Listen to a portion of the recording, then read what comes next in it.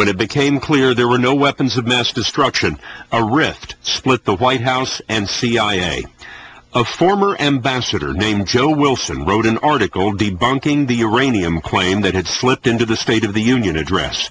The White House retaliated, leaking a story that exposed the identity of Joe Wilson's wife, Valerie Plame, an undercover CIA officer.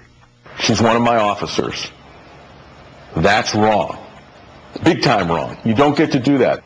And the chilling effect that you have inside my workforce is, whoa, now officers' names are being thrown out the door? Hold it.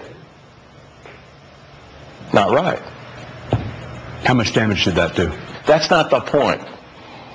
Just because there's a Washington bloodletting game going on here, and just because her husband's out there saying what he's saying, the country's intelligence officers are not fair game. Period. That's all you need to know. They didn't seem to know that in the White House. Look, I'm done with it. I've just told you what I think. What Tennant didn't know was that the next bloodletting would be his. It came in another White House leak, this time to reporter Bob Woodward. An unnamed source described to Woodward a pre-war meeting in the Oval Office. The CIA was showing the president how to present the public case for weapons of mass destruction. Woodward wrote, Tennant rose up, threw his arms in the air. Quote, "It's a slam dunk case." I never got off the couch. I never jumped up. There was no pantomime. I didn't do my Michael Jordan, Air Jordan routine, for the president that morning. What did you mean by slam dunk? Well, I guess I meant that we could do better. I mean, do better? We can put a better case together for a public case. That's what I meant. That's what this was about. Tennant says the president wasn't happy with the presentation, so he was telling Mr. Bush that improving the presentation would be a slam dunk. But Tennant says the leak to Woodward made the remark look like the decisive moment in the decision to go to war. I'll never believe that what happened that day informed the president's view or belief of the legitimacy or the timing of this war. Never. In addition to 5 from the CIA, the only people in the room were the President, Vice President, Condoleezza Rice, and Chief of Staff Andrew Card. Somebody who was in the Oval Office that day decided to throw you off the train. Well, was it the President? I don't know. Was it the Vice President? I don't know. Who was out to get you, George? Scott, I'm Greek and we're conspiratorial by nature, but who knows? And I haven't let myself go there, but as a human being, it didn't feel very good. Tennant says when he saw slam dunk in the Washington Post, he knew the breach with the White House was total. He called his principal contact in the president's office. And I remember picking up the phone and calling Andy Card, who is a terrific human being and somebody I've always trusted. The President's Chief of Staff at the time. Chief of Staff. I call Andy, I said,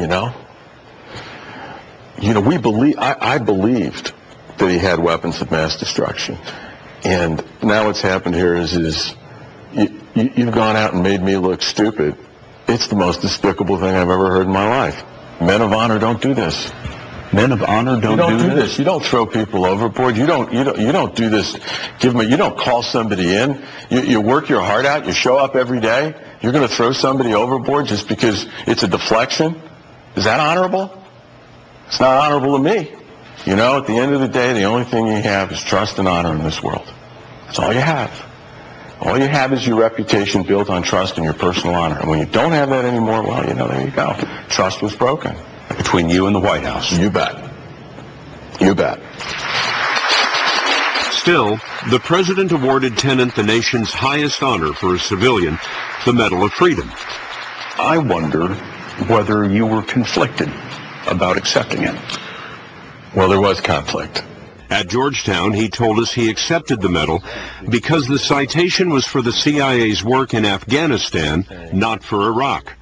Some have asked whether the medal is why Tennant has withheld criticism of President Bush. Some people have wondered whether the Medal of Freedom is the reason you tend to give the president a pass. Well, that's the most outrageous thing I've ever heard in my life. The notion that I would trade in my integrity to pull punches with anybody is just ridiculous. He had the second longest tenure at the agency, but on July 11th, 2004, George Tenet took a cigar and walked the grounds of the CIA one last time.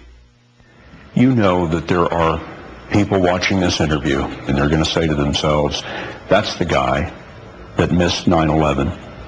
That's the guy who got it wrong on Iraq. To them, you say what? History will judge who this guy is.